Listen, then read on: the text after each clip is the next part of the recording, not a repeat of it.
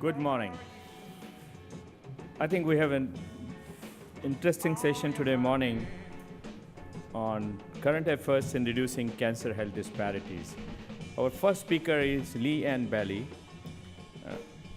She's Chief of Integrated Networks branch of NCI, and in this role, she manages, develops, and assesses strategies for enhancing the integration and dissemination of diversity training, women's health, and sexual and gender minority efforts within and across NCI, as well as within the scientific community and underdeserved communities through NCI-supported networks.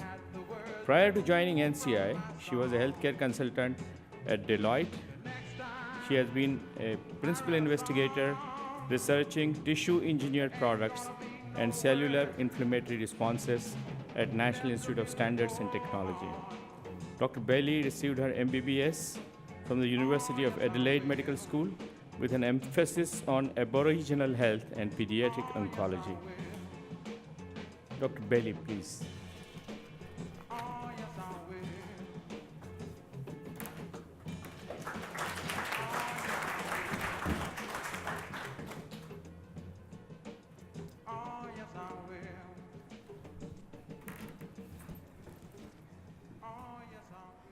Good morning, everyone.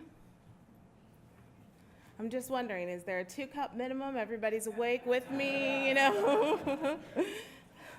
So I am absolutely delighted to be here this morning to share with you just a few of the initiatives that are ongoing across the federal government. So this is not necessarily just focused in on the National Cancer Institute, but is really designed to give you an overview of some of the funding opportunities, but also the resources and tools that you might tap into as you consider pursuing your own research.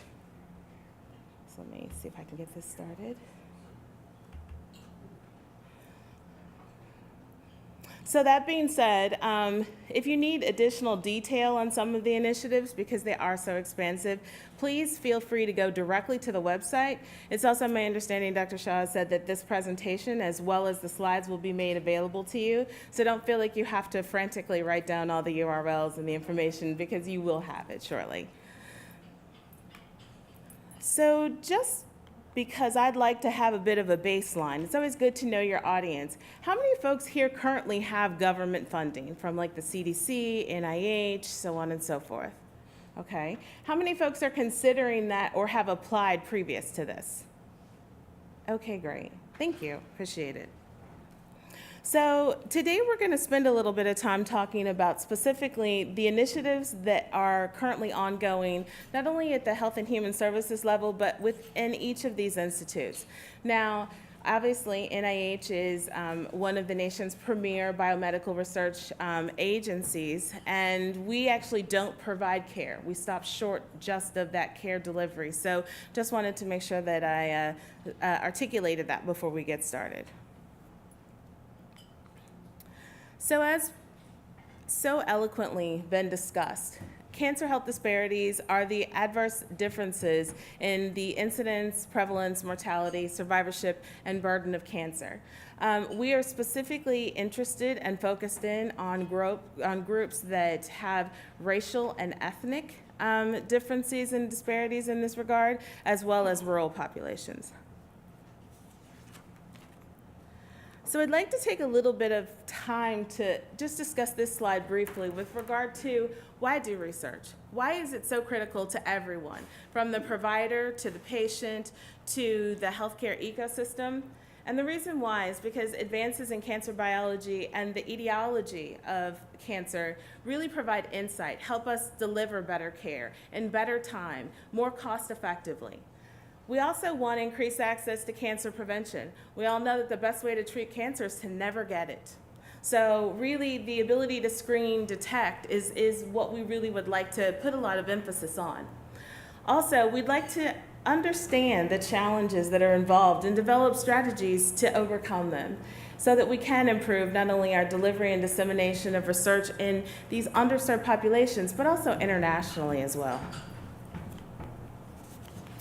So now at the Department of Health and Human Services level,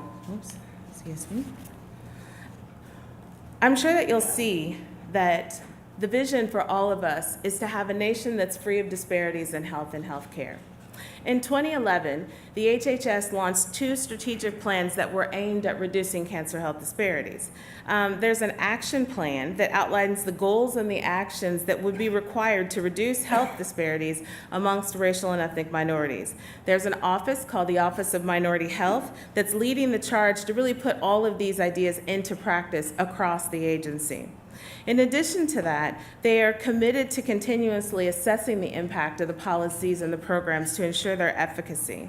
And they want to promote integrated approaches and evidence-based programs and best practices to reduce these disparities. So again, the action plan actually builds on the Affordable Care Act as well as the Healthy People 2020 initiative. So you can see that these efforts really are integrated. And the first agency I'm going to start with is the Center for Disease Control and Prevention, or CDC. So you're all aware that that's mostly an epidemiological as well as a surveillance agency, and it does have not only national implications but also international implications as well. So the first program to highlight is the National Program of Cancer Registries. We all know how important that is. And it documents the new cancer cases within each state, as well as minority groups that are experiencing health disparities in cancer, and really aids and contributes to the cancer planning for that state. The next program is the NBCCEDP, and trust me, in the government we have an acronym for everything. So as we go through the presentation, I will be definitely referring to the short form instead of referring to the entire program. So what they really focus in on is breast and cervical screening, diagnosis and access to treatment, specifically for low-income, medically underserved, and uninsured women. The NCCP provides seed money and structure for developing and implementing the comprehensive cancer control plans that I just spoke of at each state, as well as the associated Pacific Islands and territories. There's also a consortium of national networks to be able to advance tobacco use prevention and cancer prevention in these populations as well. And then we're going to finish up with the Cancer Control Program, which supports population-based screening efforts and provides colorectal cancer screening to low-income men and women aged 50 to 64 years of age.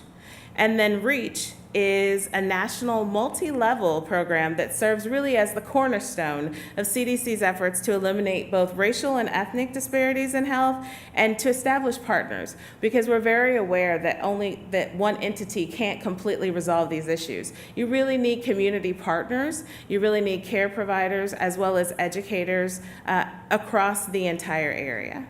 And then the Cancer Prevention and Control Research Network was really established to support academic and community partnerships in that regard, specifically focusing in on prevention and intervention and dissemination research, because that's absolutely critical.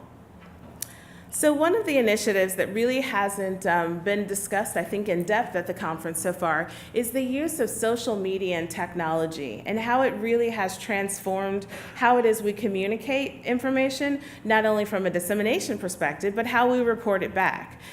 There are several different campaigns that the CDC has engaged upon. Twitter seems to be the standard these days. Everyone's tweeting, including our president. And when those tweets come out, believe it or not, they're propagated at a very substantial rate. And so Twitter chats, being able to engage folks, they may not necessarily have healthcare insurance, but almost everybody has a smartphone these days. So that being said, CDC has really gotten innovative with regard to how they reach out. So you can see just a sampling here of some of their initiatives. Everything from HPV vaccination to colorectal cancer screening. Lung cancer has had an amazing, it seems like, resurgence. And again, not necessarily sure if that's just because of better detection and screening or if there really is something that's underlying that.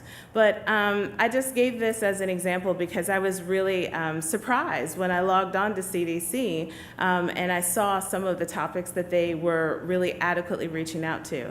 And another area or a population that's really marginalized at this time is the American Indian and Alaska Native group. And so really being able to reach out to some of these catchment areas through social media is just critical. And so now we're going to transition to NIH. And I'm going to start with NIMHHD, which is the National Institute of Minority Health and Health Disparities. And they actually have a research institute that's actually devoted to career development of promising minority health and health disparities research scientists early in their career. We have had a little bit of discussion during the conference about how important it is to have workforce diversity.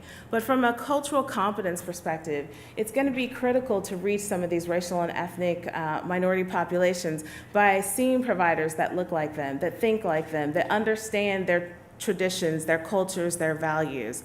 And so we heard from Dr. Mitchell about the dearth of physicians that are currently available in the United States at 3%.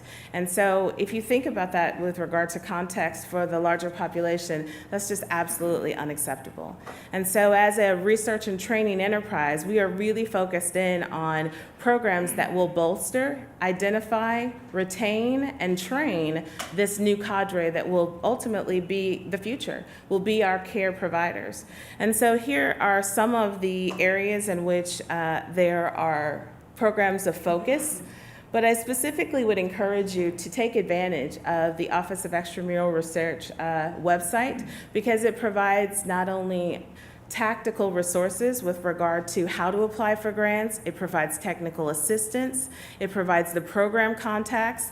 For all of these opportunities, your program director or the person who's listed at the end of the FOA is going to be one of your strongest allies to help you as you move forward. So even if you're just considering it, it never hurts to pick up the phone and call. And believe it or not, we actually do return calls.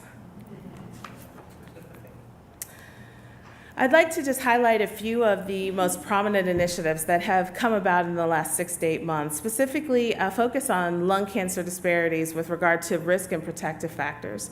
This is a joint initiative between NIMHHD and NCI, and it really seeks to understand the etiologic factors and the basic molecular biology underlying the mechanisms of lung cancer disparities. We specifically also are interested in supporting the specialized centers of excellence on minority health and health disparities that were really established by the Education Act of 2000. Because again, until you understand and you are cognizant of your risk, you're cognizant of the factors that contribute to cancer, it makes it very difficult to make forward progress overall.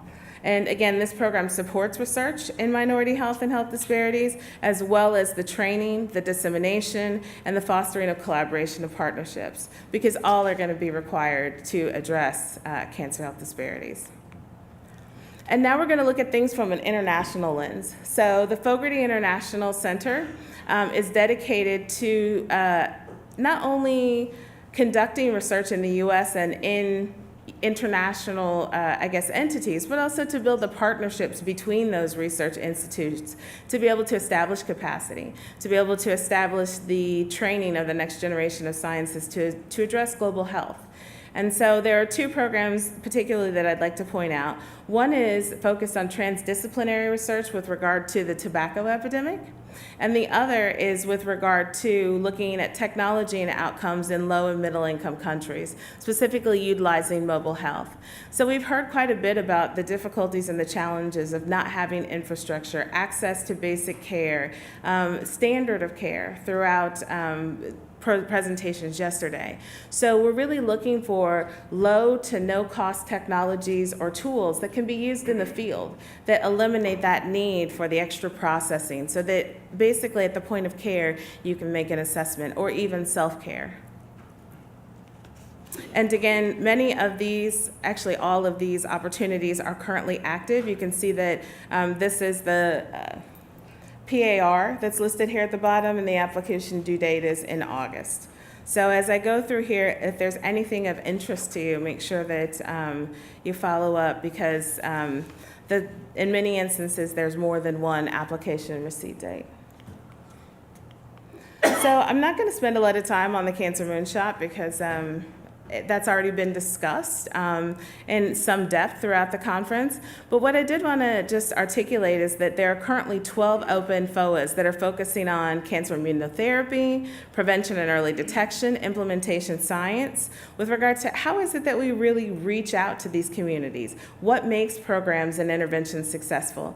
And if it works for one racial and ethnic group, is it really applicable to all? right? Is there really a one-size-fits-all? I mean, we are all individuals in this room, and we would say that we're part of the oncology community, but you have your own individual beliefs, traits, practices, and so we're really focused in on what's working and why is it working, and is it applicable to more than one setting? Fusion oncoproteins in childhood cancers, as well as the generation of the Human Tumor Atlas information, which really is looking at a 3D analysis of how it is that tumors originate from the basic biology perspective. So an additional $300 million has been appropriated for 2017 to fund Moonshot activities. So please make sure that you stay connected in that regard for those announcements. And then I also wanted to just point out from a communication dissemination perspective, a monograph has just been published with regard to tobacco control. So tobacco obviously remains the nation's leading cause of preventable premature death. And so we would really like to be able to look at the current evidence surrounding this in a comprehensive way. Secondhand smoke exposure, current use, frequency, intensity, what happens after cessation. So this monograph is really a great opportunity to look at a snapshot of all of those entities. I've listed some of the main themes here, but I would encourage you to have a look at that because that will also inform many of the initiatives that will be forthcoming in the near future. Other hot topics at NCI right now around cancer disparities. As I mentioned, lung cancer is really gaining more and more attention, and so very much higher in African American populations than in other racial and ethnic groups.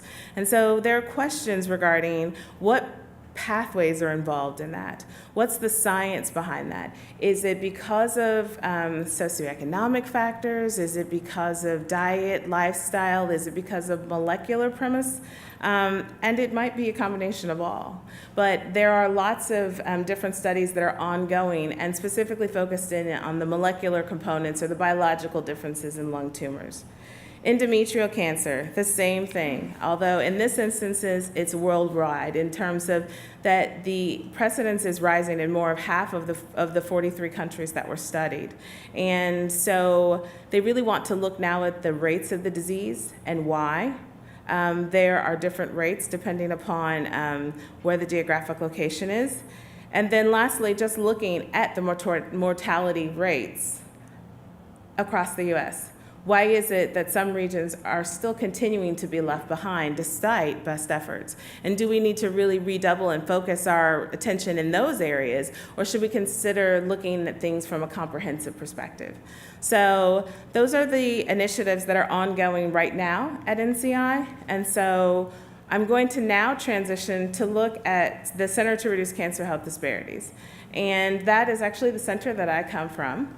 And I want to, again, reinforce just how important training really is, because we are wanting to transform and/or train what will be our future. We want to eliminate cancer health disparities. But if we're perpetuating the same bias in the same fashion over and over again, it's going to make it very difficult to be revolutionary, to be innovative, to pivot as opposed to persevering. And so our center actually provides training and career development opportunities to enhance diversity in cancer and cancer health disparities research by using what we call the CURE, which is the continuing umbrella of research experiences. And we have mechanisms of support for investigators of underrepresented status beginning at middle school. So we are now reaching out early. We're reaching out often to be able to not only pique their interest, but also relate the topics to what's in their current knowledge, what's in their vocabulary. Everyone here has been touched by cancer, right? And so sometimes children can actually be the gatekeeper. Have you had the screening? Mom, why are you smoking? Right? Don't you know that this can cause cancer? And so we're looking at that as also another opportunity to be able to intervene in this pipeline. And then we also have partnerships that pair a comprehensive cancer center with minority serving institutions to increase capacity, training, research. And so that is comprised of two mechanisms. One is a cooperative agreement, and the other is also a cooperative agreement, but it's really a feasibility study. It's how is it that we look at the catchment center around the comprehensive cancer centers in the nation and really become more effective with regard to outreach, education, and clinical trial recruitment. And then lastly, we have some network programs that consist of a regional perspective where you can see here the nation is split up into these different regions. Again, they provide training, outreach, infrastructure. And then we also have the National Outreach Network, which provides support to community health educators that reflect the demographic that they're trying to access throughout the geographic United States. And I'm going to talk a little bit more about the cure. As I mentioned before, this is the pipeline that I was speaking of. We have the middle school program that begins in grades 6 through 12, and we have competitive independent support that's available for investigators up until their first tenure track or their first R01 attainment. So it really is a comprehensive, holistic, providing career development, providing technical assistance to ensure that once these folks enter into the pipeline, they don't leak out. And so again, more and more cancer health disparities is really going to benefit from this diversity that's coming into our biomedical pipeline. Yep. So also wanted to just touch base here about the basic research in cancer health disparities. So we do have R01 and R21 mechanisms that we work in conjunction with the Division of Cancer Biology on, specifically encouraging grant applications from folks who are conducting basic mechanistic research into the biological and genetic causes of cancer and cancer health disparities. So both of these are ongoing. Again, I've listed the PARs here. One of them encourages applications from investigators, specifically from a career development perspective, and one is just basic biology. So there are many different opportunities, if you will, to try and get into this field without having to have a lot of preliminary data, without having to have a lot of experience. But if, again, it's pertinent to these particular cancers, we really would like to be able to see it. So I'd like to give an example of an initiative that is ongoing called Screen to Save, or S2S as we affectionately refer to it. And so the purpose was really to develop a culturally sensitive, evidence-based, nationwide colorectal cancer outreach and screening initiative amongst our programs, specifically with the community health educators who conduct these outreach activities and the dissemination. The objective was to increase CRC knowledge, attitudes, positive behavior change, intent for screening and screening. Again, our target audiences are present here. It's the racial and ethnic populations as well as rural populations. And we were really specifically interested in the linkages to care because, again, we don't provide care, but we absolutely understand that it's an ethical and moral obligation that once you screen somebody, you provide referral to care and access to care. And not just this is a 1-800 number or this is the website you go to, but with a navigator, with someone who's going to walk with you and your family as you continue on the journey of cancer diagnosis. Because, again, we understand that it's not just a disease for one person, it's a disease for the family and for the community. So in addition to that, we also provided for this initiative local event promotion through social, digital, radio, and print media. And so what we really discovered is that if you give folks a template, a social media template, they will take it and run with it and culturally tailor it, and things have gone viral. So we've had Facebook Live events, we've had live streaming, we've had the ability for folks to connect internationally around this particular event. So we envision this happening in 3 phases. We've just completed the first phase, which is really the community outreach, education, and awareness. The second is the referral to linkages to care, and the third is the comprehensive care coordination that we spoke of. And another theme that's really been discussed here is the need for provider education and provider engagement. So these community health educators partnered with some of the folks who are located at the comprehensive cancer centers actually have gone out into the community during these events so that when the outreach event takes place, they've already seen the provider. They already know who it is that they're going to be going to potentially for care if they get a positive result. And the ability for the provider to then engage has also been critical. Telementoring is also a main theme that's of importance. The ability to pick up a phone and speak to somebody else who is perhaps providing care or has a case to discuss is also turned out to be really critical through some of the activities that have been revealed through this activity. And so now I'd like to transition again to the international front with the Center for Global Health. And the Center for Global Health has a variety of programs as well as opportunities. This is just really a snapshot with regard to their regional centers for research excellence. So you can see I apologize for the small print on the map, but they have these cohorts not only in Bangladesh, but Colombia, India, Malawi, really worldwide. And the idea is that they want to be able to reach to low and middle income countries so that they can generate new knowledge by identifying new cases, uncovering new biology, and then testing out new therapies depending upon what's available from an access perspective, what's available from a population perspective. Some of the statistics are listed here with regard to these centers. And they have 2-year grants, and right now, it's because it has just recently been launched, they're between 5 and 17 months in. Again, we've talked a little bit about the Affordable Cancer Technologies Program. I would like to elaborate a little bit about that. The grant mechanism that's used for this it's called a UG3, UH3. And the first 2 years are really the planning, right? You have to demonstrate the clinical potential in a global health setting. You have to go through, do the needs assessment, find those connections, so on and so forth. And then once you have that feasibility and that action plan, if you will, lined up, then you come back for reevaluation for phase 2, which lasts 3 years. And then you can validate said device, said technology in a global health setting. And again, the dollars allocated are listed here. And so in order to progress from the first phase to the second phase, you have to meet these specified quantitative milestones. So this is really a good measure for us. We've talked specifically about how it's so important to have outcome measures, how it's so important to have validation, and have that inform future directives. And so this mechanism is really a great way for us to be good stewards, but also a great way for the program to be impactful as well. In addition to that, we've spoken about mobile health, specifically mobile oncology education. This is a program, it's an R21, that focuses on oncology education and training for providers using mobile phones. So if you're out in a country, again, the connectivity, being able to reach back, potentially have things like tumor boards set up, have consults in real time.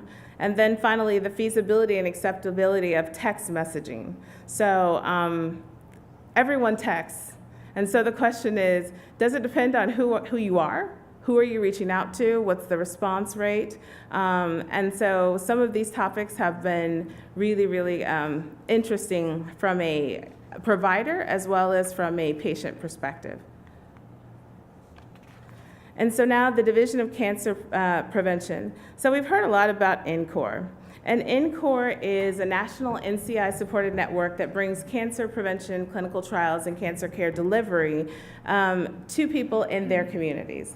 Specifically, it's comprised of 7 research bases and 46 community sites, and 12 of those are designated as minority underserved community sites. And it has a patient population that's comprised of at least 30% of these racial and ethnic minority or rural residents. And they're hubs for the network that allow and spearhead the conduction of multi-center clinical trials across the geographic U.S.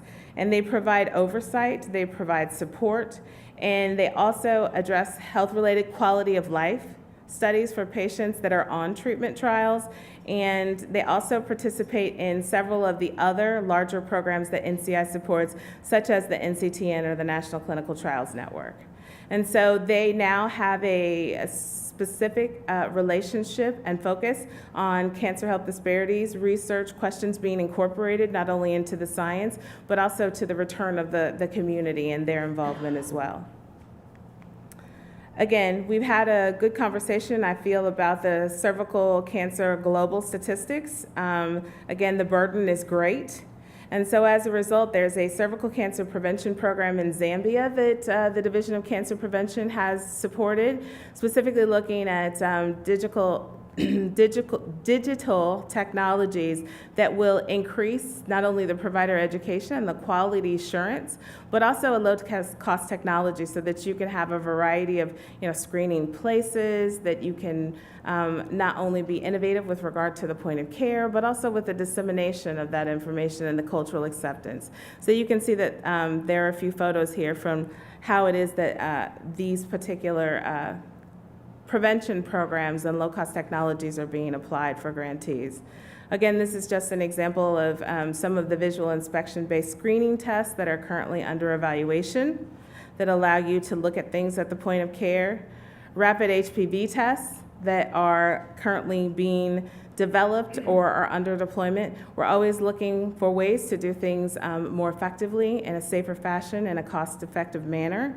And so comparing what's currently available with regard to technology and innovation and what gaps there are and trying to fill those needs is a key point of focus.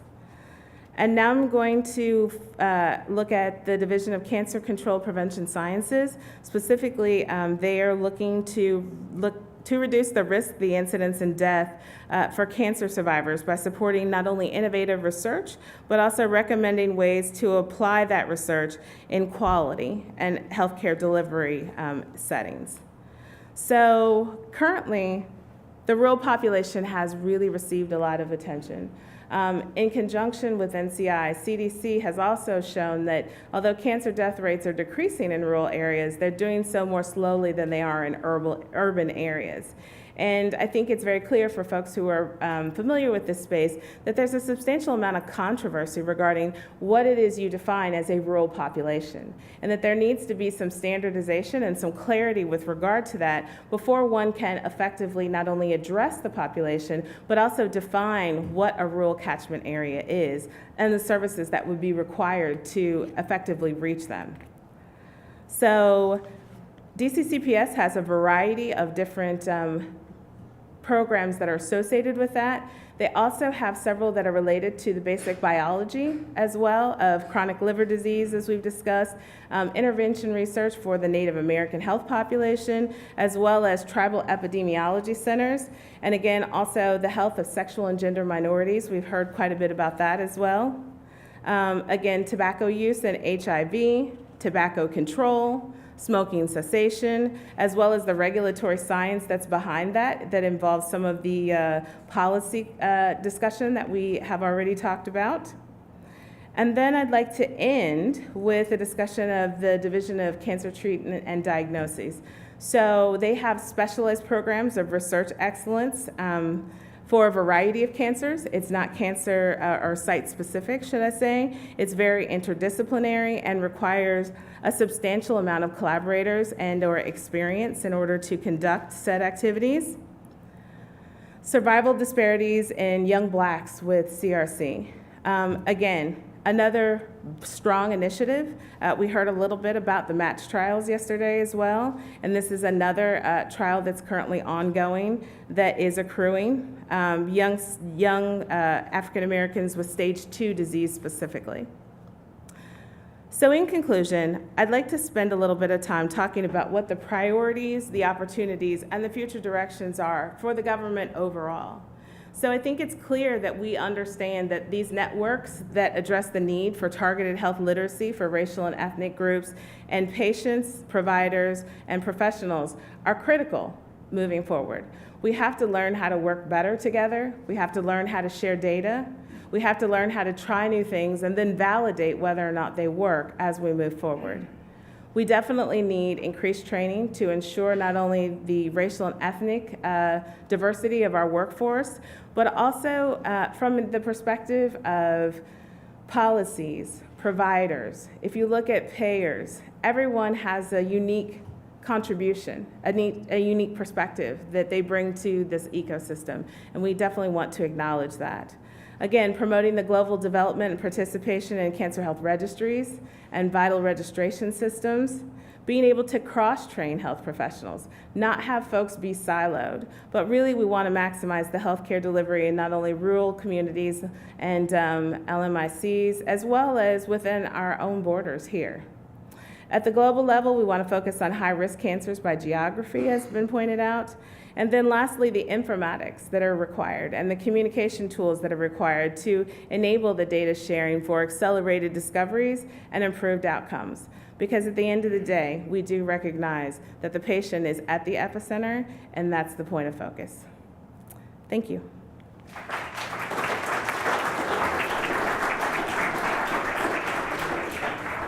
Thank you, Bailey, Dr. Bailey. If you could have a seat, and we'll Sure. invite our next speaker up. Before your talk, I was going to predict there's no way you could get through 40 slides in 30 minutes. That was a tour de force to get through. The next person we're going to be introducing is Dr. Gwen Nichols, who's going to be talking about the initiatives of the Leukemia and Lymphoma Society. Dr. Nichols received her MD degree from State University of New York. She trained in internal medicine at University of Chicago and did her hem-onc fellowship at Sloan Kettering, where she was chief fellow. She did postdoc research at the Leukemia Service at Memorial Sloan Kettering before she was recruited to Columbia to be director of hematologic malignancies. At Columbia, she was a PI in numerous clinical trials, ran an active translational research lab, and was an advisory dean for students. Committees served include SWOG Leukemia Committee, the Education Committee of ASCO, and she continues to serve as the Scientific Advisory Committee for the International Waldenstrom's Macroglobulinemia Foundation. She was chosen Physician of the Year at Columbia in Humanism and Medicine Award, and she joined industry and Roche in particular in 2007. In 2013, she became Translational Medicine Group Head at Molecularly Targeted Therapeutics and Oncology Site Head for Roche. And in March of 2017, she joined the Leukemia and Lymphoma Society. Thank you, Doctor. Well, thank you for allowing me to talk about LLS and what we're doing, and thank you for the introduction about my checkered career. I often wondered about being a jack of all trades, and I think I finally understand why every 10 years I switched jobs. It was so that I could really be effective as the chief medical officer of the Leukemia and Lymphoma Society. So this is a dream job for me, and I am incredibly happy to talk about it. Let's see.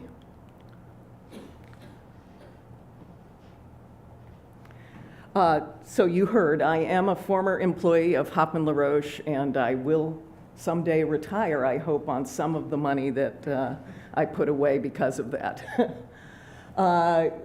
So I thought I'd talk about disparities as seen by a patient advocacy organization.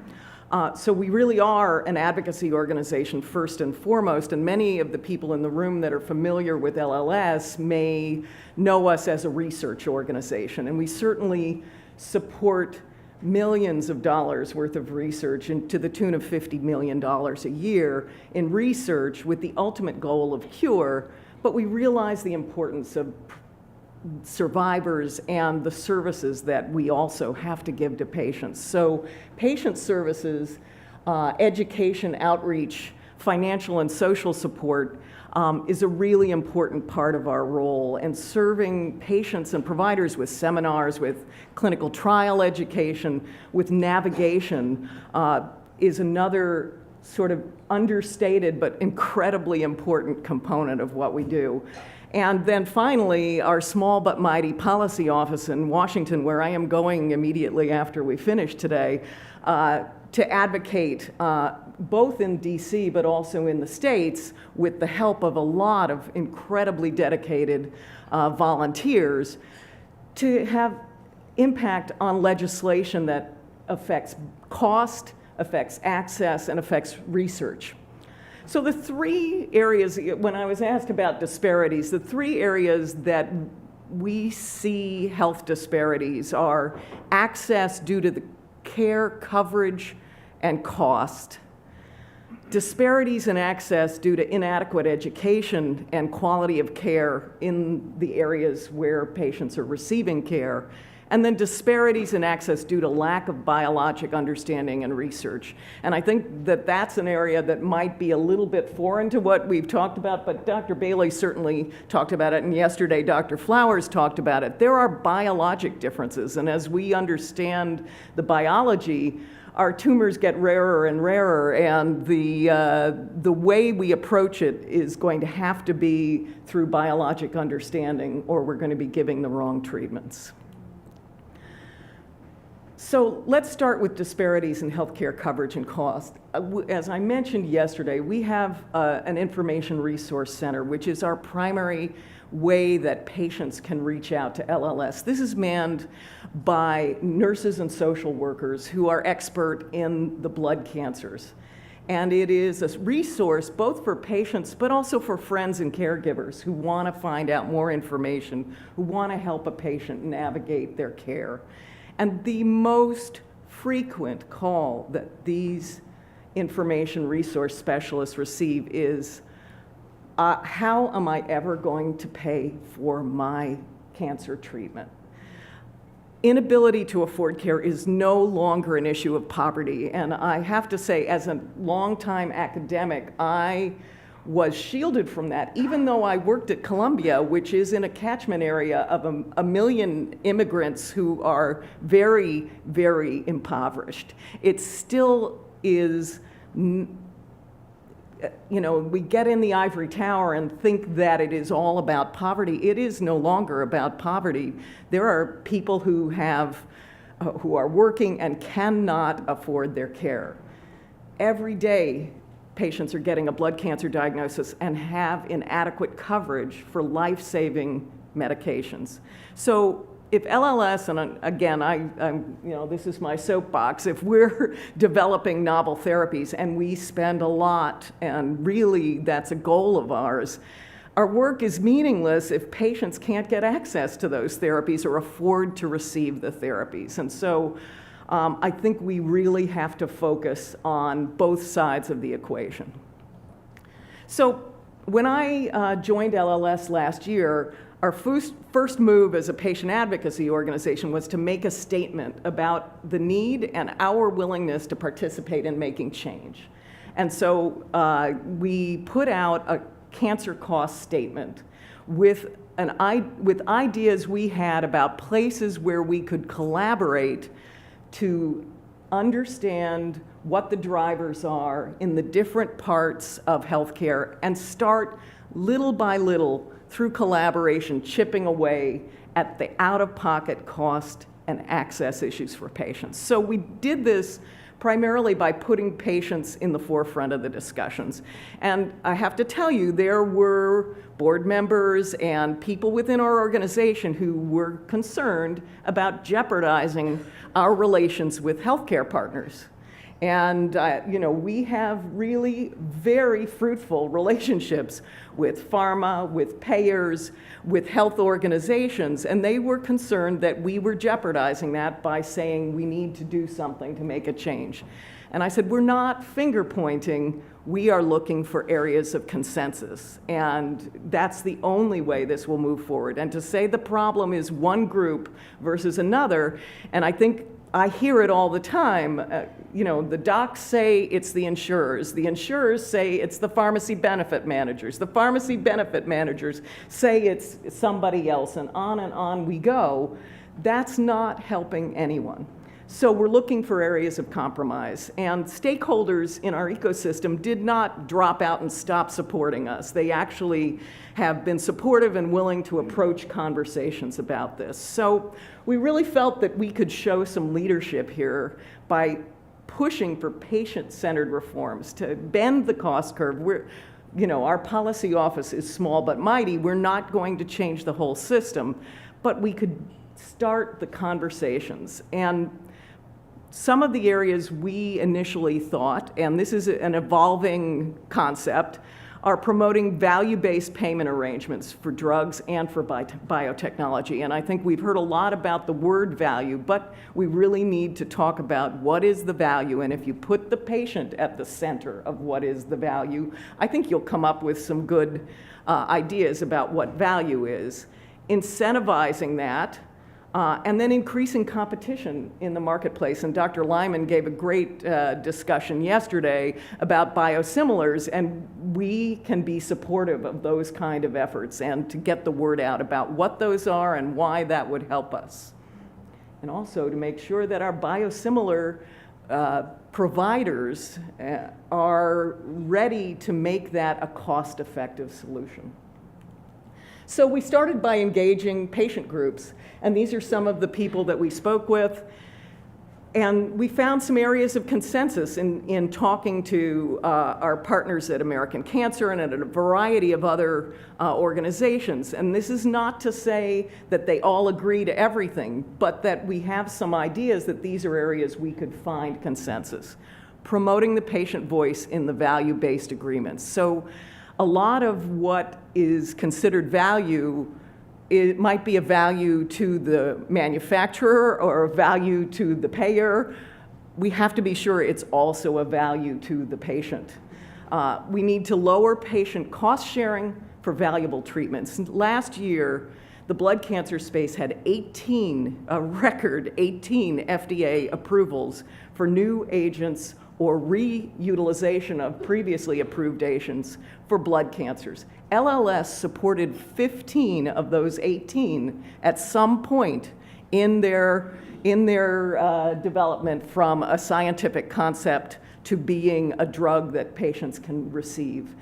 So I think that tells us that if we're doing that much and forwarding so many agents, we have to be realistic about what the true value is for patients of those agents and help that get out. We need to explore what we need to do as patient groups to be more transparent.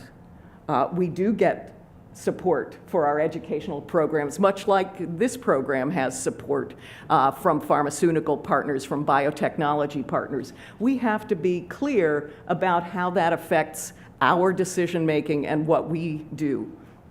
And I think other agencies feel very similarly. We also engaged biotech and found some areas we might be able to find consensus. Value-based agreements between payers and manufacturers, improving the FDA's capacity to approve generics and being there to lobby for that and to encourage that in Washington. And in every one of these equations, lowering the patient's part of the cost sharing. And then engaging providers, and we've had that through the two major organizations, and then talking to large networks of oncology providers.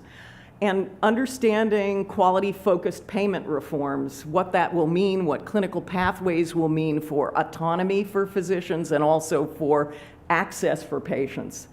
Ensuring the appropriate use of high-cost care settings, not used because it's the quickest or the easiest, and facilitating patient and provider dialogue on cost. And this is something that I mentioned yesterday, and it's something that I think we really need to figure out what that could look like so that you could have a reasonable discussion with your patient without having to send them to a navigator or to someone else to say, this is the likely cost of what I'm suggesting and this is the likely benefit. And then, once again, my favorite, lowering the cost sharing for valuable treatments. And I think that's come up in every discussion. So I think people are ready to start really addressing that. So I thought I'd switch gears a bit and talk a little bit about why I think LLS has a very unique position in understanding health disparities in a more global sense. And our myeloma initiatives are one place that I can sort of highlight this. So although our name is Leukemia and Lymphoma Society, we actually take care of patients with every kind of blood cancer, and that includes myeloma, that includes the myeloproliferative diseases. And so myeloma has been an emphasis because there are striking health disparities. And you heard Dr. Flowers talk about another set of lymphoid diseases where there are disparities in the African American population, there are striking disparities in myeloma in the African American population. The most striking being there is twice the incidence. And again, about a decade younger median age of onset, very similar to non-Hodgkin's lymphoma.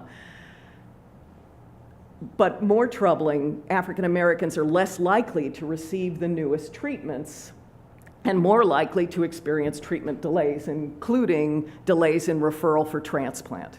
So some of these may be biologic, some of them may be cultural, some of them may be educational, some of them may be a variety of the above, and I think LLS has the means to address a lot of these. And so one of the ways is through Myeloma Link, and this is an effort that we piloted in this past year to connect African American communities to information, to expert care, and to support. So what we wanted to do, not everyone has heard the word myeloma. It's often confused with melanoma, and in the African American population, that's not a big issue. So they say, we don't need to worry about myeloma, and I say, no, it's myeloma, because it is rare, and it is not something that everyone has heard of. We need to provide information, tools, and resources to navigate the treatment more effectively, and tools for coping with the disease, and then encourage patients and caregivers in a new sort of sustainable infrastructure. So how did we pilot this? And you know, stay tuned. I hope in this next year we'll be able to talk about this pilot and how we might expand it. But this is an 18-month pilot program rolled out initially to key churches and now to community centers across Metro Washington, D.C. and Atlanta. We're creating local networks of myeloma ambassadors, and these are either patients or caregivers from within the community who are able to provide support and information. We feature health sermons within the churches on what we call Myeloma Sundays, to be able to talk about and to allow the people, the patient or the caregiver or a health expert to talk about exactly what I had on the first slide, that this is a disease that disproportionately affects the African American population, and thus it's something where we need to get the word out. And I was very interested in what you said about social media. I think we need to do more with social media to improve this campaign, and that's something I'm bringing right back to the people who are running this program for us. We're conducting in-depth healthcare provider-led education programs with local providers, and we're developing support groups, lists that are relevant locally for national and local resources, and then connecting people to our information resource center, making sure they know that's free, that all the services we provide are free, and that they can access this online or with a phone call or by a chat. So that kind of effort can be paired with what we're doing in myeloma research. So we support basic translational, clinical, public health, and policy research. So we're developing diagnostic and monitoring tools for myeloma. We're understanding the potential of early intervention for MGUS, and we heard about that yesterday, that this can eventually lead to prevention, but we need to understand if that's a worthwhile way. And this is also disproportionately within the African American population, this early form of myeloma. We're studying genomic, immunologic, microenvironmental factors, the biologic diversity. Why is there a doubling of the incidence? Are there biologic factors that affect both the disease and the response to treatment? And then we are with our federal government funding to study financial difficulties, and this is a collaboration among both multiple myeloma and CLL patients to examine racial and ethnic disparities in access to care and resources.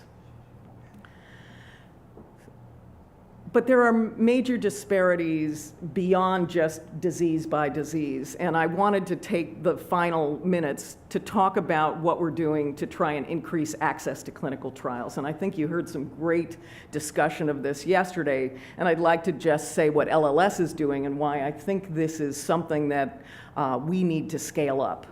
So we provide clinical trial education for patients and professionals to address myths and misunderstandings. For instance, and I have a spouse of 30 plus years who is not a physician, is not in the medical industry, and he said, I know why people don't want to go on clinical trials. And I said, well, please tell me.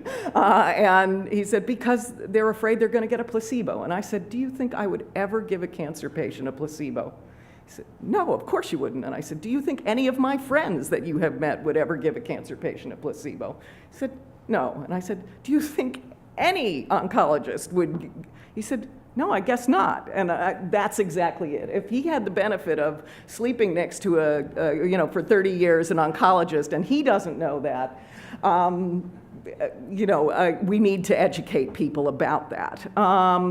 We also need to change some attitudes of fear and distrust. The guinea pig is something we hear all the time. And the legacy of Tuskegee has not left the African American community in terms of trust of what might happen in clinical trials. And we just need to address that front face. And then we need to change the conversation from clinical trials only as a last resort for patients to a potential way to access cutting-edge therapy. That's not to say that there aren't clinical trials that are not cutting edge and that shouldn't be advertised that way, but for really innovative treatments, this is a way to get access for people who otherwise can't. And I think that this is something that we need to help patients understand and get an unbiased, not I'm at Sloan Kettering or I'm at Columbia or I'm at Fred Hutch and these are the trials and it's going to be great, but someone who has no vested interest saying, here are the trials that you are a candidate for, go and discuss that with your doctor. And so we provide free, personalized clinical trial navigation. We have currently 5 RN specialists who are on the phone 9A to 9P Eastern time. So the West Coast has 3 hours of post-work time to provide free personalized navigation.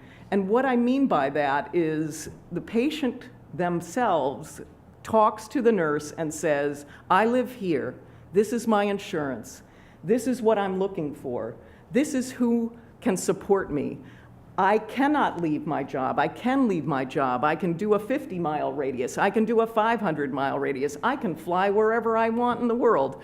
That makes a huge difference about what the options are for a trial.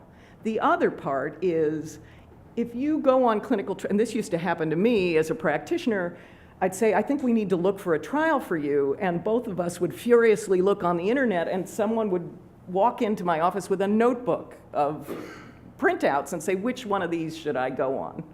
And that's impossible in your half-an-hour visit to figure out what the right trial is.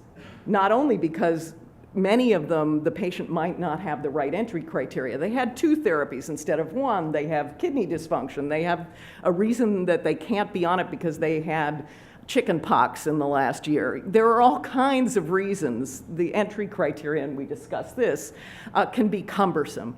These nurses can get through all of that and pare down the 25 trials to 2 or 3 that the patient can possibly enter, and then they can call the site and say, did Roche give you a slot for this month, and is it open so the patient can go on this trial? It is a shame for a patient who is strapped to fly to Fred Hutch from Indiana if the trial doesn't have another opening for 8 weeks and they need therapy next week. So this is the kind of information we can do, and I think that this is a resource. I would love to pair it with what Dr. Poon was talking about yesterday. I'm glad he's following me on Twitter so I can message him and see what we can do together to increase the capacity of this navigation service, because I think this could make a real difference. And it's a physician extender, not a physician stealer. And I think we have to get that message out as well. So finally, and again, please don't worry about copying anything down. This will be made available. But we have an incredible amount of free online resources. And for those of you who are teachers, many of these are professional level resources.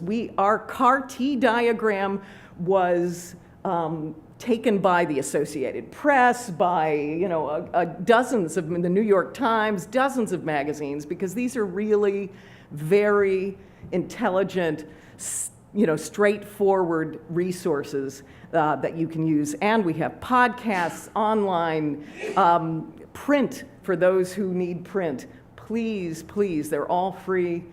Take advantage of what we do. We'd love to help more patients and have fewer disparities, because we can help them. So thank you, and I guess we'll be answering questions.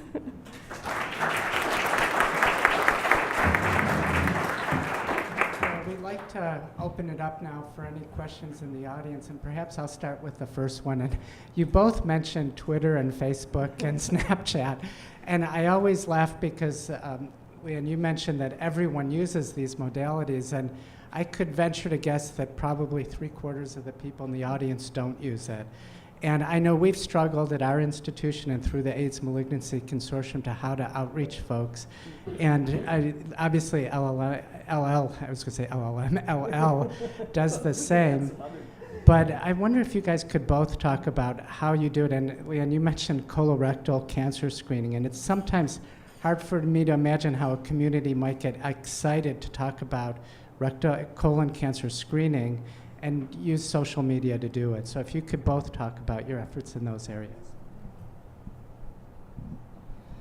Thank you, and happy to answer that. So social media, again, it's a way to connect people. And so to get a conversation started, have you had a screening? What is that? What does that require? Did you poop? Did you, how does this work? And so being able to have the dissemination using a vehicle that many of the younger generation are familiar with, and is also pretty, I would say, user-friendly. I think once you create a Facebook account, I think that once it's like email. I mean, if you look back at kind of the progression of technology, after a while it becomes kind of mainstream. And then it's, okay, I'm gonna check in and see, well, how many people were screened here? How did they do it? Right? Who are the people that are involved? And so before you know it, now you have an entire community that's not only corresponding, but also allows for you to engage with providers, allows for you to engage with community leaders. And so being able to provide the social media toolkit that has all the basic elements, and then you just tailor it, you launch it, you click, literally then it goes viral. Pun intended. So I think I'd like to talk about, LeeAnn is considerably younger than I am, and I was not regularly tweeting before I came to LLS, but what I did do was go on LinkedIn.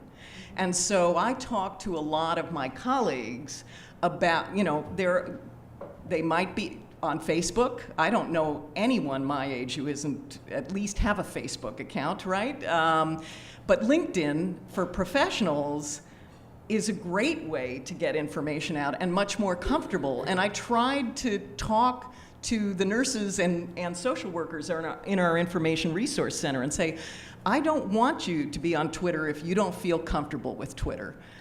Go on LinkedIn. And they were like, well, I'm not looking for a job. And I said, I'm not looking for you to leave LLS either. I want you on LinkedIn because you can get information out to your colleagues, to your peers, to people who you've trained with. And I have a great story about that. One of the social workers reactivated her LinkedIn account, and she had gotten on a radio program and posted it.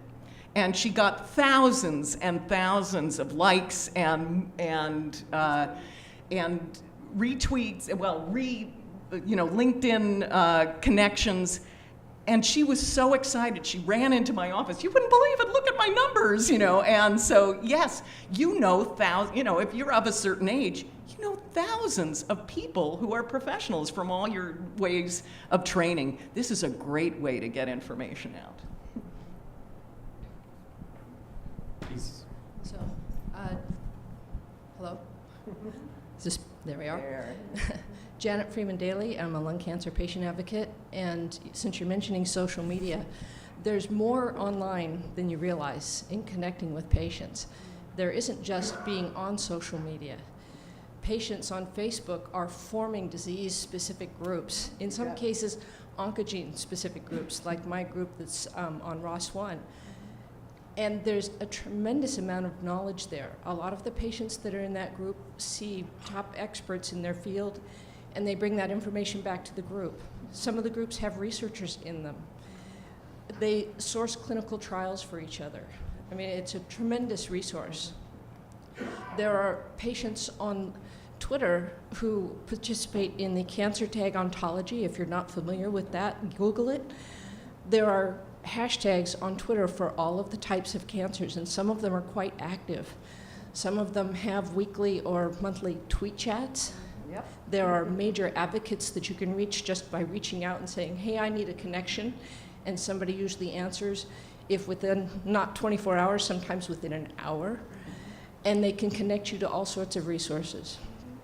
Lung cancer advocacy groups like yours have great web pages you can go to that you can find. There's just a tremendous amount of information there.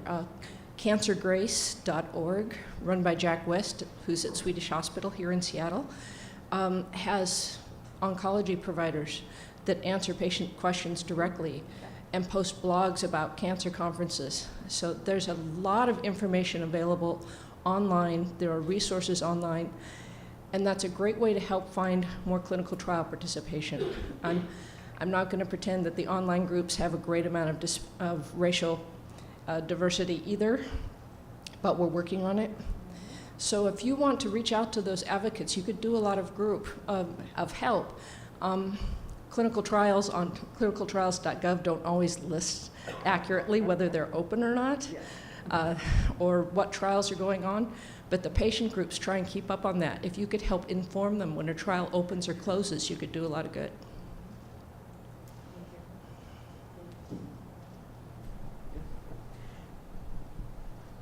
Hi, question for Dr. Nichols. One of the wonderful things that LLS does and the Patient Access Network does and other people do is provide co-payment assistance through funds that are usually deposited by pharma to be dispensed out. And for patients who are below Medicare age or don't have Medicare, most of these pharmas, to their credit, have the ability to help patients pay for those medications.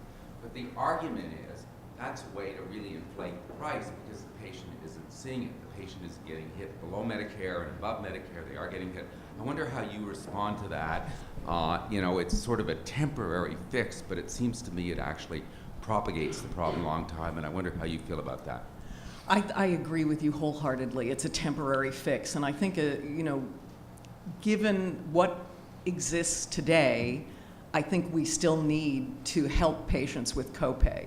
But if it went away tomorrow because we didn't need to, LLS would have lots of other things to do. So this is a pass-through for us. We're not, there's no benefit other than to make sure that patients can actually get the medication they need. And it's woefully inadequate for the need. And that was the thing that was most surprising to me, because the amount of dollars that we can pass through to patients is extraordinary, and it's still not enough. We post about it. When you open, we get letters and we put it up, and then it's closed. It's gone like that. Yeah. No, it's heartbreaking, actually. Please. Hi, my name is Carla Tardif, and I am a nonprofit leader and an advocate solely focused on the financial crisis of cancer. Family Reach is a national nonprofit, and we step in and pay all of those non-medical needs. I'm paying mortgages, I'm paying rent, utilities, car, food, the basic Maslow hierarchy of need, so that they can stay on solid ground and have a better chance of beating this disease. And I was so struck yesterday I had such a sleepless night after that panel, because I have been, and I'm up here because of what you said, I have been accused of enabling a broken system, right? And then just listening to this yesterday, and actually there was the comment made when asked for solutions, one of the solutions was foundations, philanthropy, nonprofits. And we are doing the best we can. We are drinking from a fire hose. We have so many referrals from LLC, American Cancer Society, because what we do is non-medical and it's very unique. So I guess I'm here to say I want to pull the curtain back a little bit on how harsh this reality is, and to let you know that the families we're seeing every day are middle-class families with health insurance. They have done everything right. They have gone to college. They own their own homes.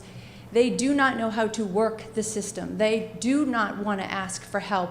This, on top of cancer, is debilitating. And we've done a lot of research to show how these financial barriers and how cancer-related financial toxicity is gravely affecting their chance of beating this disease. And it's not rare. 1 in 3 pediatric patients deals with this crisis, and it's 73% of the adults that are affected by it. And I also want to say that with the adults, they are cutting back on, they're cutting their meds in half. They're not filling prescriptions because they are looking, when we ask them why, they say, I'm bankrupting my family. I can't do this. I've used up my 501, all of my savings. I'm about to dip into my kids' college fund.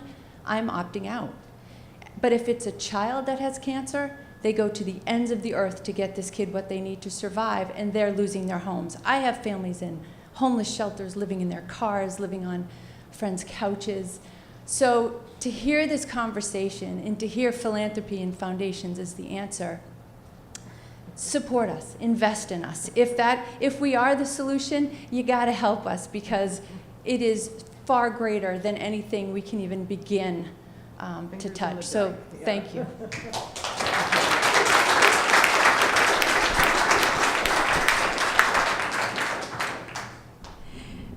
This is Nicole Kudra. I'm actually the wife of Gary Lyman, who's co-leading InCore, and one of their main goals is to address financial toxicity.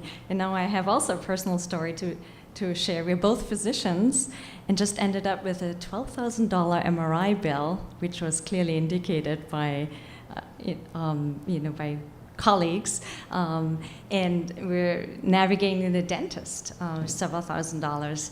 And so we're starting to get this personal experience, and it's very time-consuming for clinicians, for medical providers, to now also become billing advisors, although that's one of the strategies that's being pursued, including at InCore. But it's really the insurance companies that are giving us this challenge. Why are we asking providers to be the informant, as these are really insurance and administrative burdens that are being placed on providers who are maxed out with EMRs and other challenges as well.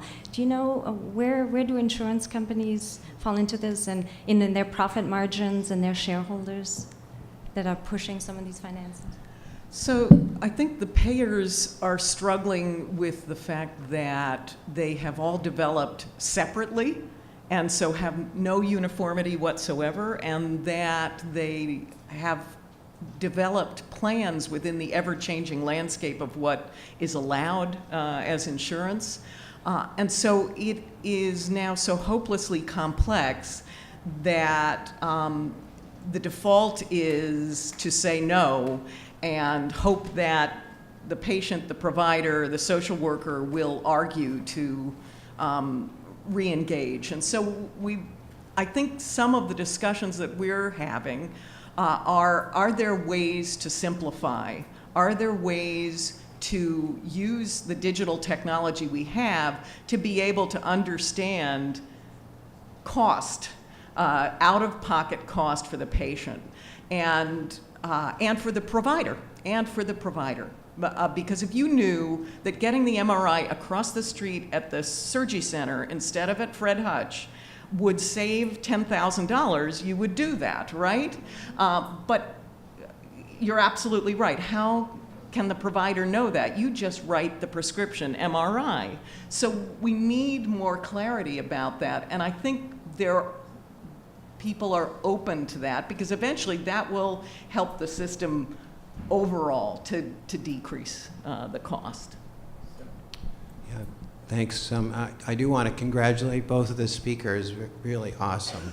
And I do think for Gwen, I do want you to rename the Leukemia Lymphoma Society with an M called myeloma. Myeloma, myeloproliferative. Yeah. Well, you could get everything except melanoma. Okay. Right, everything except melanoma. But in any event, the idea that you sponsor, as I say, bench to bedside, the whole panoply of research is awesome, because honestly, each step of the way is essential if you're going to get to the end line. And I really like your comment about, what's the point of this whole exercise if we can't get these advances to patients? And so the NIH is awesome in all the different programs, but the idea is, remember, it's all about the patient. I just wanted to have you, in your comments about MGUS and particularly in African Americans, et cetera, how are we going to have more outreach, Twitter or otherwise? One thing that you're doing that I think is really special at LLS is this Beat AML trial. And so not only have you sponsored discovery research and translation of that discovery, but now clinical trials where this is cutting edge care, people getting profiled and treated. So in terms of involving the entire community who can benefit from these advances, hopefully, and I think first, the fact that you're doing it is pretty special. But secondly, the idea to try to bring in this case, African Americans or others, disparity, avoid the disparities, get into the underrepresented groups into such trials. And that does everything. It's cutting edge care. It maybe will cut down some of the barriers that you talked about and the legacies of the past, and really elevate the level of care much more uniformly than otherwise. So I hope the programs can sort of integrate and be linked. No, I think the Beat AML trial that Dr. Anderson is referring to is a master trial where LLS is the IND holder. So we are the sponsor of the trial. And it has currently 8 arms, so that with different targeted agents, and it is genomically driven. So patients over the age of 60 with AML can have their leukemic genome sequenced within a week and start a therapy that has a target for them. And it includes an arm for every patient. So there is a non-targeted immunotherapeutic arm for patients who don't have a target that we have a drug for. So for the providers, and you have that conversation with a patient about being on a trial, it can offer them a trial. So I think this is a wave of the future. We have no vested interest in any of those particular agents more than if one of them is really effective, getting it to patients faster. I would like to thank my speakers and audience for really active participation. Thank you very much.